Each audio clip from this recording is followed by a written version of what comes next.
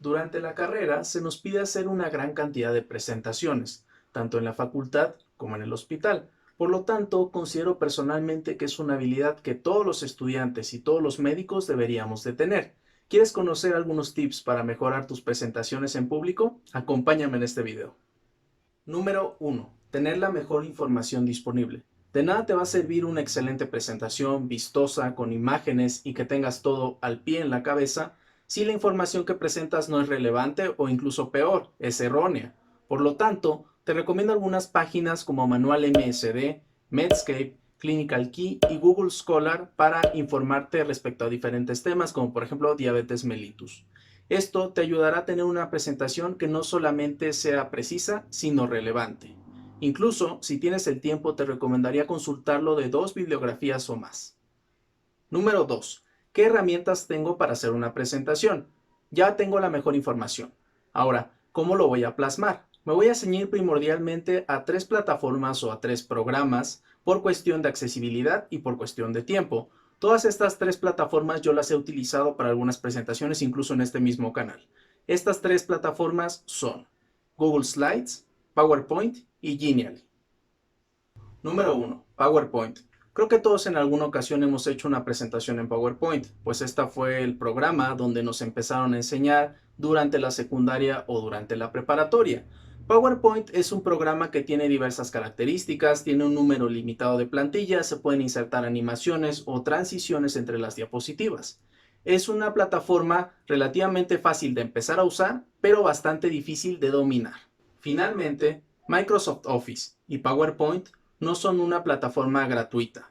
Tienes que pagar una suscripción mensual con una base anual de $10 o 241 pesos mexicanos. Si bien la gran mayoría de las computadoras y laptops la traen, si por cualquier razón tu computadora no lo tiene, tendrás que hacer esta suscripción.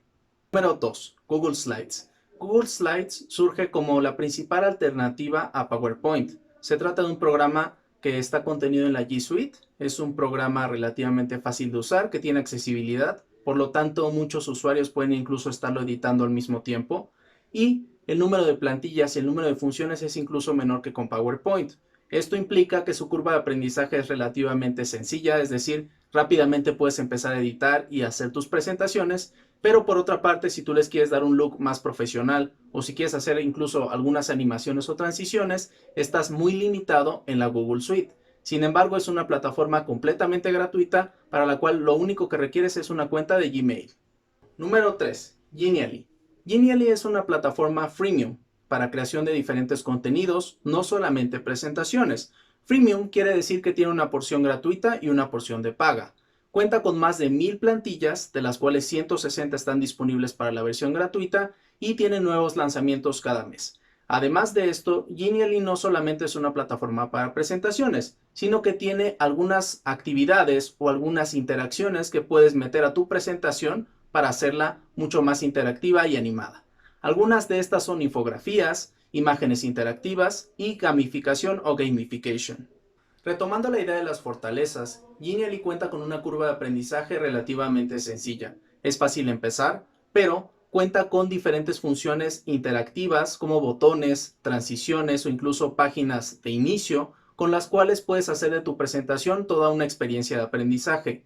Además, Genially puede integrarse con algunas plataformas si es lo que te interesa para llegar a una mayor audiencia como Google for Education o incluso meterlo en tu página web. Como mencioné previamente, Genially es una plataforma freemium. Esto quiere decir que tiene una versión gratuita que incluye plantillas, imágenes interactivas e infografías, pero también tiene una versión de paga que te integra diferentes funcionalidades como el hecho de enlaces cortos, como el hecho de enlaces privados o incluso meter tu nombre o tu imagen comercial en una presentación. El costo de la versión para estudiantes es de $1.25 que equivaldría más o menos a 30 pesos al mes, lo cual me parece que es bastante accesible. Ahora, ya hemos decidido la herramienta que vamos a utilizar. Tenemos que plasmar esta información, así que vámonos a la computadora para ver cómo hacerlo. ¿Cómo integrar las diapositivas? Algunos puntos esenciales que debemos observar en cualquier presentación son estos. Número 1. Una excelente portada capta la atención del espectador desde un inicio. Intenta hacerla vistosa e informativa. Y aquí tenemos algunos ejemplos. Por ejemplo, esta presentación, esta portada es bastante atractiva. ¿Ok? Esta sería otra opción un poco más minimalista, si por ejemplo a ustedes no les agrada tanto la idea de meter muchas imágenes y demás. Me parece que tiene pocos elementos y que se entiende de qué va a tratar. Pero este sería un ejemplo de una mala portada. Y aquí podemos ver que es demasiado simple, que tal vez los colores no combinan particularmente bien y que incluso el uso de estas líneas distrae un poco la atención de lo que va y finalmente pues ni siquiera viene quien lo va a presentar.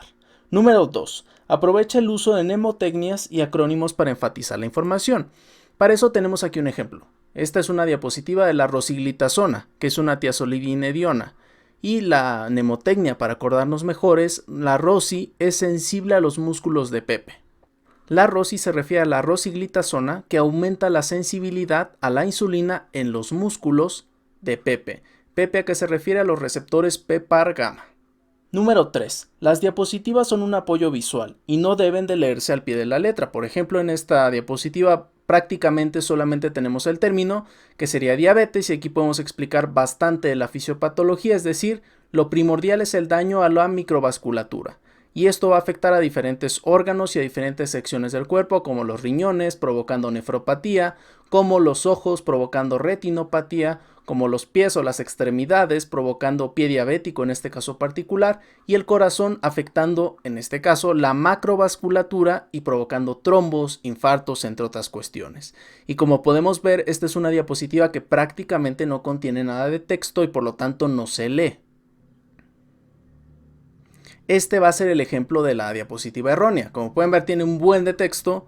De hecho, es tan pequeño que ni siquiera se alcanza a apreciar. Yo creo que incluso leer esto sería bastante difícil. Esto es lo que debemos de evitar, tener una cantidad de texto tan grande como esta que no se pueda aprovechar la información y que ni siquiera quien lo está leyendo lo pueda captar.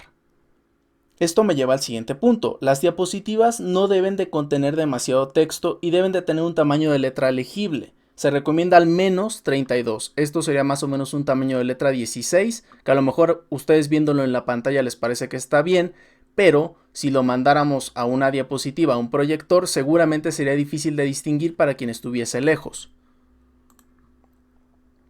Aquí tenemos un ejemplo de una diapositiva con poco texto, pero que transmite mucho. O sea, tenemos la definición, ¿no? ¿Qué es esto? Pues es una patología en la que hay secreción anormal de insulina y además hay una resistencia a la insulina. Si sumamos esto, vamos a tener la hiperglucemia, que es tan característica de la diabetes y que determina el diagnóstico de esta misma. Retomando esta idea, tenemos que se recomiendan fondos sencillos y claros que permitan una correcta legibilidad, es decir, este fondo, que es un páncreas, no me interviene demasiado, lo hice digamos muy transparente para que el texto pudiera resaltar correctamente y también el texto es lo suficientemente grande para no verse absorbido por el fondo. Este va a ser un ejemplo con exactamente el mismo texto de una mala elección de fondo. Como podemos ver, la variedad de colores hace que el texto no se vea bien e incluso distrae la atención del texto mismo y de la presentación. Número 6. Las diapositivas se deben de entender en 3 segundos o menos, por lo que se debe de evitar tener una saturación de elementos. Aquí tenemos unos elementos muy claros. ¿Cuáles son? El título son los criterios diagnósticos y aquí yo voy a saber que abajo se va a hablar exactamente de eso. La jerarquización de colores me va a ayudar a diferenciar términos de cantidades, o sea, glucosa sérica en ayunas más de 126 igual o más de 126, glucosa al azar igual o más de 200, test de tolerancia oral a la glucosa de 2 horas posterior igual o mayor a 200 y hemoglobina glicosilada mayor a 6.5. Aquí el otro elemento que resalta pues es una imagen que únicamente me ayuda a ilustrar un poco el diagnóstico. Aquí tendríamos el mismo ejemplo pero de una diapositiva demasiado recargada. Para empezar tenemos un desastre porque tenemos el diagnóstico, tenemos bastantes elementos visuales que distraen la atención, tenemos un fondo, tenemos el pie, tenemos el corazón, tenemos esta otra imagen y el diagnóstico lo dividimos aquí en teoría, en clínico, en laboratorio y curva de tolerancia a la glucosa parece que es un elemento extra, cuando en realidad pertenece al laboratorio. ¿Por qué ocurre esto? Porque no está bien jerarquizado. A pesar de que la información sea correcta, si no la distribuimos bien y si no la separamos, es decir, todo tiene el mismo código de color, por lo tanto mi cerebro capta que es una información lineal. Pero lo importante aquí es jerarquizar y aprovechar la distribución de la información para comunicar una idea. Esta evidentemente no es una diapositiva que en 3 segundos no vas a entender porque tiene demasiados elementos. Todos los elementos que contenga una diapositiva tiene que haber una justificación para que estén ahí. Número 7. Prefiere las tipografías simples, es decir, los tipos de letra, y no las que tengan muchos adornos. Ya sé que estás muriéndote por utilizar la tipografía de tu grupo de black metal favorito, pero confía en mí, no lo hagas. Este es un diseño muy minimalista, es una letra bastante legible, aquí tenemos el título y quién la está presentando y nada más. Podríamos agregarle más elementos, pero lo ejemplificado aquí es que la tipografía es legible. Aquí tenemos un ejemplo de una tipografía no legible, aunque no parezca, aquí dice diabetes tipo 2 y abajo dice doctor sin doctorado. Y este es el ejemplo de las letras de los grupos de black metal, que si ustedes los ven, pues en algunos es bastante difícil decir qué es lo que quieren decir. Por ejemplo, aquí tenemos Gorgoroth, ¿no? Acá tenemos Burzum, acá tenemos Nocturnal, pero algunos de estos de plano no se entiende. Y este es el punto, la letra se debe de entender a cualquier distancia. Número 8. Procura jerarquizar ideas y enfatizar conceptos clave con color o en negritas. Aquí tenemos una diapositiva plana. Tenemos solamente un color, no tenemos una jerarquización adecuada, es decir, parece que todo es parte de lo mismo, pero si la leemos vemos que sí habría que jerarquizar. Tenemos que la enfermedad microvascular es la base de 3 manifestaciones frecuentes y devastadoras a largo plazo de la diabetes mellitus tipo 2 o de la diabetes tipo 2. ¿Cuáles son estos? La retinopatía, la nefropatía y la neuropatía. La idea aquí es que vean la diferencia entre este texto plano y cómo lo podemos enriquecer para transmitir mejor esa idea.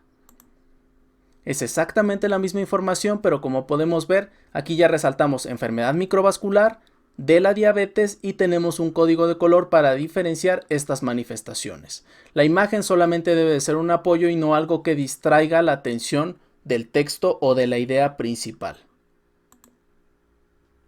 Número 9. En la elección de colores evita juntar los tonos claros entre sí o los tonos oscuros entre sí, pues esto dificultará mucho la lectura. Aquí tenemos exactamente la misma diapositiva pero con un fondo oscuro.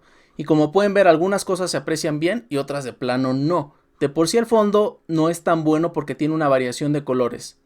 Pero además los tonos oscuros no se ven nada. Aquí tenemos complicaciones, aquí tenemos las más frecuentes y se ve hasta diabetes.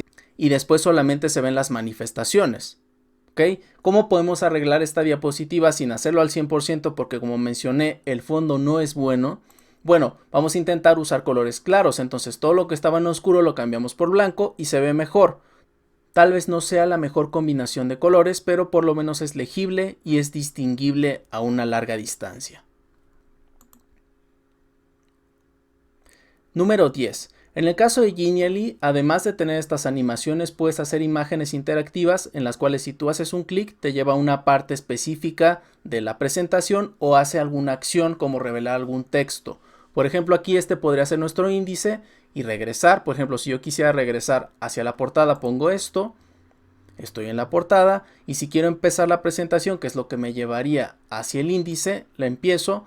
Y finalmente, si yo quiero llegar a una sección, puedo entrar, por ejemplo, aquí a diagnóstico y me va a llevar a los criterios diagnósticos. Número 11. Finalmente apóyate de gráficas, imágenes y todo elemento que te ayude a facilitar la idea mejor que el texto. De esta manera evitarás saturar la diapositiva y evitarás que el público se fatigue leyendo tanto texto. Aquí tenemos dos ejemplos. Tenemos la epidemiología de la diabetes, el avance durante la década pasada, esto específicamente en México. Tenemos la prevalencia en mujeres, que es 9.67 en el 2012 y aumentó a 10.3. Y en el caso de los hombres era 8.6 y bajó a 8.4. Esta diapositiva no es mala, pero digamos que podríamos mejorarla con una imagen que ya existe. Y entonces, en lugar de meter tanto texto, lo que vamos a hacer es meter esta imagen. Y con esta imagen se puede explicar incluso más cosas en la misma cantidad de espacio. Y esta es una manera de enriquecer la información y llevar una idea más fácil. Número 4. ¿Cómo presentar en público? Ya tenemos la presentación, ya tenemos la información. Ahora, una recomendación muy importante es presentarlo a alguien más con antelación. Puedo encontrar a mi mamá, a mi roomie o a alguien. Básicamente la idea es simplemente hacerlo, presentarle la información y ver si por ahí surgen algunas preguntas o si además salta a la luz alguna parte del tema que yo no domine. Todo esto con el afán de saldarlo y solucionarlo antes y evitar algunos problemas durante la presentación. De nada te sirve tener una excelente presentación si no llegas a comunicar todo ese conocimiento al público. Por lo tanto, una estrategia que yo te recomiendo mucho es integrar a ese público. Esto lo puedes lograr en algunos casos clínicos, integrando preguntas o integrando diferentes dinámicas en las cuales el público pueda participar contigo y aprender. A mí me gustaba mucho poner algunas preguntas durante mis presentaciones en la carrera y darle algún premio, algún dulce a quien fuera respondiendo correctamente, o incluso ponerme de acuerdo con el profesor y regalar una décima o un punto o lo que fuera al público. Finalmente, la confianza es algo que se adquiere con el tiempo. Conforme tú vas presentando más un tema, te sentirás mucho más cómodo al presentarlo y tendrás más seguridad al transmitir ese conocimiento. Me gustaría hacerte la pregunta: ¿qué consejo le darías tú a los demás estudiantes y médicos para tener una presentación excelente? Me encantaría conocer tu opinión en la caja de comentarios. Yo soy el doctor sin doctorado y te deseo un excelente día. Hasta luego.